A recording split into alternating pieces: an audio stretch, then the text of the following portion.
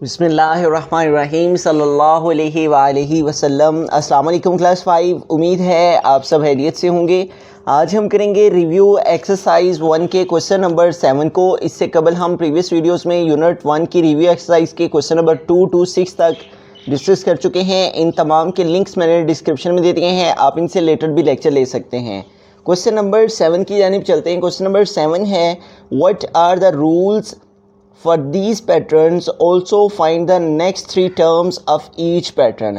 तो हमें यहाँ पे बताना है कि कौन सा रूल ऑफ पैटर्न जो है यहाँ पे यूटिलाइज हो रहा है और यहाँ पे इससे नेक्स्ट आने वाली जो 3 टर्म्स हैं उनको भी हमने फाइंड करना है। तो आइए इसको सॉल्व करते हैं। तो यहाँ पे देखें, हमारे पास जो फर्स्ट वैल्यू है वो है 50 और सेकंड है 100। तो इट मीन्स कि हम अगर 50 में 50 प्लस करते हैं तो हमारे पास 100 आ जाता है, और फिर 100 में हम 50 ऐड करते हैं तो 150 हो जाते हैं, और 150 में 50 मज़ीद ऐड करने से हमारे पास 200 हो जाते हैं। इट मीन्स कि यहाँ पे हमारे पास जो रूल ऑफ पैटर्न यूज़ हो रहा है वो एडिंग का हो रहा है, और हम 50-50 ऐड करते जा रहे हैं, और इस तरह से हमारे पास नेक्स्ट टर्म्स आती जा रही हैं। और इसके अलावा हमारे पास यहाँ पे देखें, जो रूल ऑफ पैटर्न है वो 50 है, और जो इससे नेक्स्ट 3 टर्म्स हैं वो भी हमें 50 ऐड करने से ही मिलेंगी। ठीक है, तो हम यहाँ पे स्टेटमेंट लिख लेते हैं, इफ़ वी लुक, अगर हम इन टर्म्स को देखते हैं, if we look at the terms of this pattern, इस पैटर्न की जो हमारे पास टर्म्स हैं उनको अगर हम देखें तो हमारे पास जो नंबर्स हैं वो कैसे आ रहे हैं। वी सी डैट, हम देख सकते हैं यहाँ पे कि हर जो अगला नंबर है वो हमारे पास प्रीवियस नंबर में 50 ऐड करने से आ रहा है। We see that by adding 50, by adding 50 we get, यहाँ पे देखें हमने इस 50 में 50 ऐड किए हैं तो हमारे पास क्या आ गए, वी गेट 100। ठीक है, इट मीन्स, इसका मतलब ये हुआ, it means this is addition pattern, कि ये हमारे पास this is a addition pattern, कि इस तरह से हमें ये मालूम हो गया कि ये एक एडिशन पैटर्न है। तो हम 50-50 मज़ीद ऐड कर लेते हैं, तो हमारे पास यहाँ पे जो लास्ट टर्म है वो है 200। तो हम इसके अंदर 50 प्लस कर देंगे तो हमारे पास क्या आ जाएगा, 250। और फिर इस 250 से आगे वाली नेक्स्ट टर्म्स के लिए हमारे पास 250 है, और 250 में हम 50 ऐड कर देंगे तो हमारे पास 300 हो जाएंगे। और फिर 300 से नेक्स्ट टर्म को फाइंड आउट करने के लिए हम 300 में 50 प्लस कर लेंगे तो क्या आ जाएगा, 350। ठीक है, तो इसका मतलब ये हुआ, so this is addition pattern. तो इससे हमें ये मालूम हो गया कि ये एक एडिशन पैटर्न है, जिसमें इन विच, जिसके अंदर हम देख सकते हैं, इन विच एवरी नेक्स्ट नंबर जो हमें मिल रहा है, every next number is obtained, वो हमें हासिल हो रहा है प्रीवियस नंबर में 50 ऐड करने से। ऑब्टेन्ड बाय एडिंग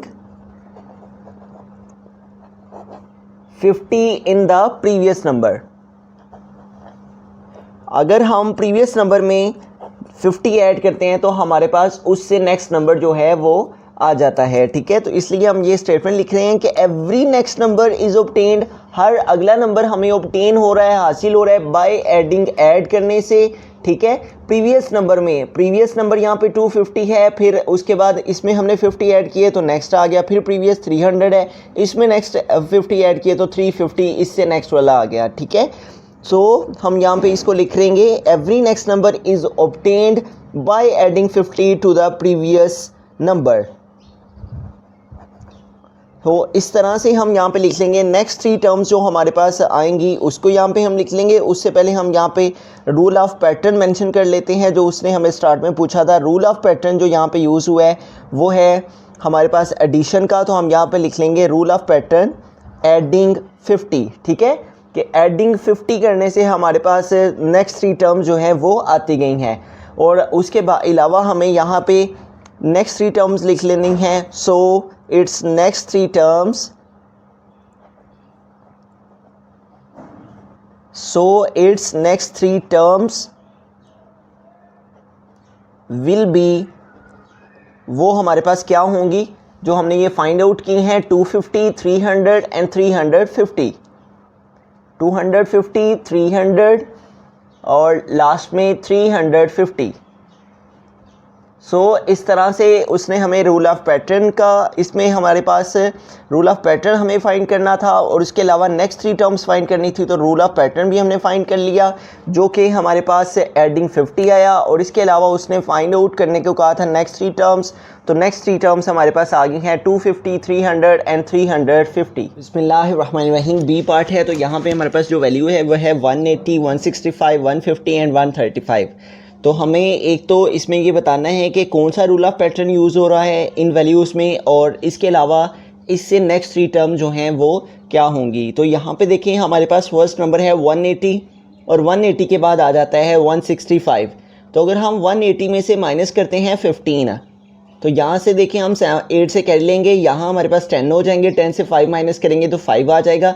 यहाँ रिमेनिंग हमारे पास 7 रह गए हैं, और 7 से 1 माइनस करेंगे तो हमारे पास 6 आ जाएगा, और उसके बाद ये 1 आ जाएगा हमारे पास. ठीक है, तो इट मीन्स कि हमारे पास यहाँ पे 180 से अगर हम 15 माइनस करते हैं तो हमारे पास नेक्स्ट टर्म आ जाती है. इट मीन्स कि 165 से भी हम 15 ही माइनस करेंगे तो 150 आ जाएगा. फिर 150 से 15 माइनस करने से 135 आ जाएगा. इट मीन्स कि हम 15 माइनस करते जा रहे हैं तो हमारे पास नेक्स्ट टर्म्स आती चली जा रही हैं. तो यहाँ पे जो रूल ऑफ पैटर्न यूज़ हो रहा है वो सबट्रैक्टिंग का यूज़ हो रहा है. तो हमें इससे जो नेक्स्ट टर्म है उसको फाइंड आउट करने के लिए 15 माइनस करते जाना है, तो हमारे पास नेक्स्ट टर्म्स जो हैं वो आ जाएंगी. हम यहाँ पे इसलिए रूल ऑफ पैटर्न जो है उसको लिख लेते हैं,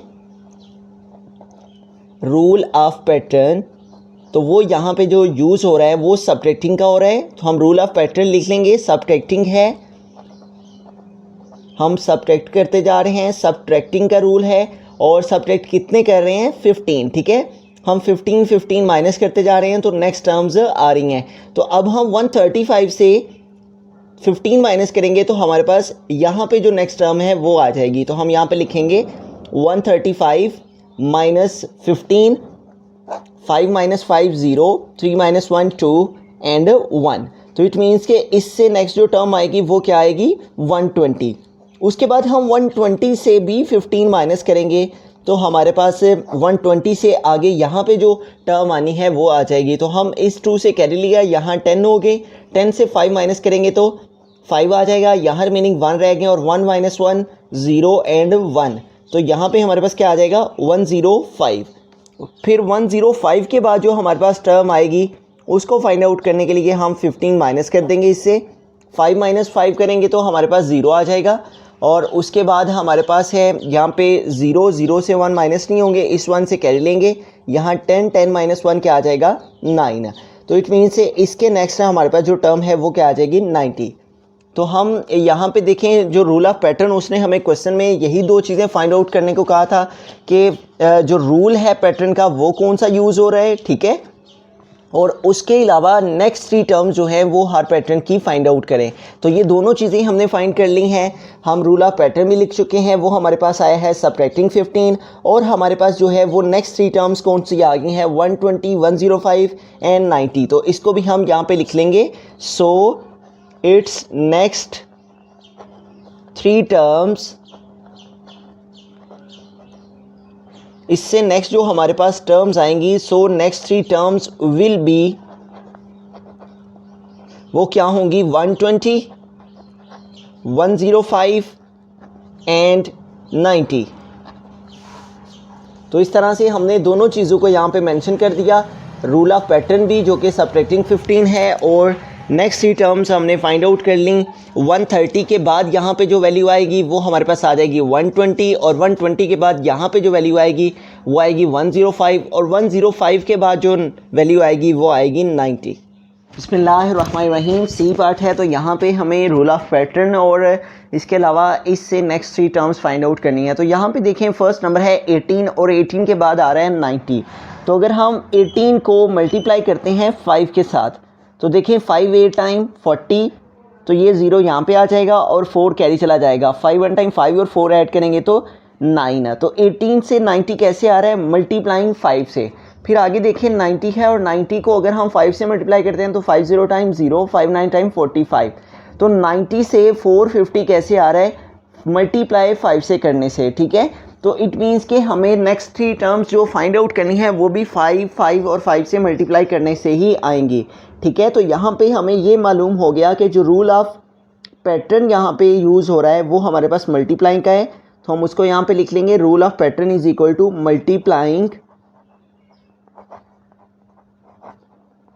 मल्टीप्लाइंग बाय 5।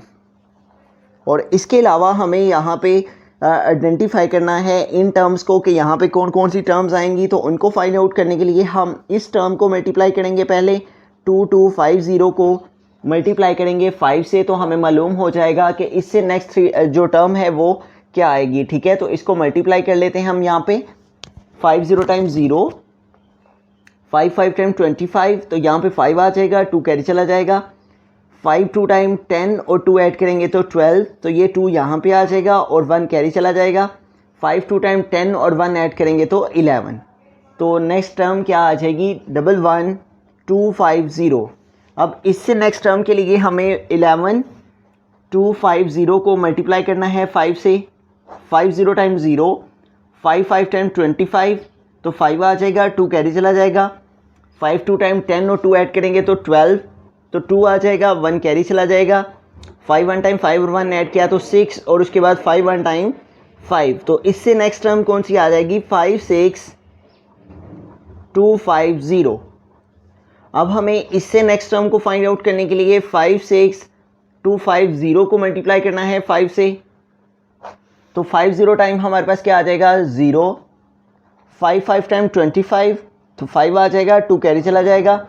5 2 टाइम 10 और 2 ऐड करेंगे तो 12, तो 12 का 2 आ जाएगा, 1 कैरी चला जाएगा। 5 6 टाइम 30 और 1 कैरी ऐड किया तो 31, तो 1 आ जाएगा, 3 कैरी चला जाएगा। 5 5 टाइम 25 और 25 में 3 ऐड करेंगे तो 28 है। तो यूँ हमारे पास क्या आ गया? 281250, ठीक है। तो हमने रूल ऑफ पैटर्न भी लिख दिया, वो हमारे पास आ गया है multiplying by 5।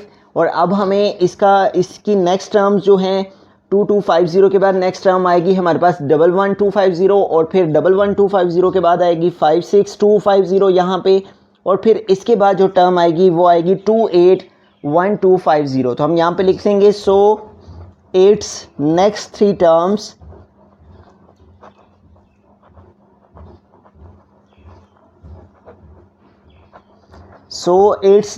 Terms will be, वो हमारे पास क्या आ जाएंगी? 11250, और उसके बाद 56250, एंड द लास्ट हमारे पास आ जाएगी 281250।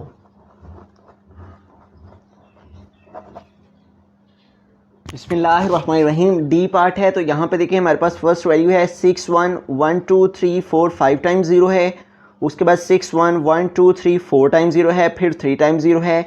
तो यहाँ पे देखें हमारे पास अगर हम 6 1 00 और उसके बाद 000 यानी कि 6 1 और इसके साथ जो 5 0 हैं 1 2 3 4 एंड 5, इसको अगर हम 10 पे डिवाइड करते हैं, ठीक है, तो ये 0 इस 0 से कैंसिल हो जाएगा और हमारे पास आ जाएगा 6 1 1 2 3 4 टाइम्स 0, 6 1 1 2 3 4 टाइम्स 0। तो इट मीन्स कि इस वैल्यू से ये वैल्यू हमारे पास 10 से डिवाइड करने से आई है, और फिर इससे ये वैल्यू भी 10 से डिवाइड करने से आई है। 6 1 और इसके साथ 4 0 है, 1 2 3 4 0, इसको भी हम अगर हम 10 पे डिवाइड करते हैं तो ये 0 इस 0 से कैंसिल, और हमारे पास आ जाता है 6 1 1 2 3 टाइम्स 0, 6 1 और 3 टाइम्स 0। तो 10 10 पे डिवाइड करने से हमारे पास नेक्स्ट टर्म्स जो है वो आती जा रही हैं, ठीक है। तो इसका मतलब ये हुआ कि यहाँ पे जो रूल ऑफ पैटर्न है यूज़ हो रहा, रूल ऑफ पैटर्न वो हमारे पास क्या आ गया? डिवाइडिंग का है, और किस नंबर से हम डिवाइड कर रहे हैं, 10 से। तो हम यहाँ पे लिख लेंगे rule of pattern is equal to dividing by 10। हम 10 पे डिवाइड करते जा रहे हैं तो हमारे पास नेक्स्ट टर्म्स आती चली जा रही हैं। अब इससे नेक्स्ट टर्म को फाइंड आउट करने के लिए हम 61000 ये जो टर्म है, इससे ये वाली टर्म को फाइंड आउट करने के लिए हम इस टर्म को 10 पे डिवाइड करेंगे, ठीक है। तो ये 0 हमारा इस 0 से कैंसिल हो जाएगा और हमारे पास क्या आ जाएगा, 6100। तो इट मीन्स कि हमारे पास जो इससे नेक्स्ट टर्म है वो क्या आएगी, 6100। और उसके बाद हमें 6100 से नेक्स्ट वैल्यू फाइंड आउट करनी है, तो इसको भी हम 10 पे डिवाइड करेंगे। तो ये 0 हमारा इस 0 से कैंसिल हो जाएगा। तो यूँ हमारे पास यहाँ पे क्या नंबर आ जाएगा, 610, ठीक है। यहाँ पे कौन सी टर्म आ जाएगी, 610। और 610 के बाद हमें नेक्स्ट टर्म फाइंड आउट करने के लिए 610 को 10 पे डिवाइड कर लेना है। तो ये 0 हमारा इस 0 से कैंसिल हो जाएगा। तो हमारे पास क्या नंबर आ जाएगा, 61। तो इट मीन्स कि हमारे पास जो नेक्स्ट 3 टर्म्स आएंगी वो क्या आएंगी, 6100 यहाँ पे, 610 ये यहाँ पे, और 61 ये यहाँ पे आ जाएगी, ठीक है। तो हम यहाँ पे लास्ट में लिख लेंगे सो इट्स नेक्स्ट 3 टर्म्स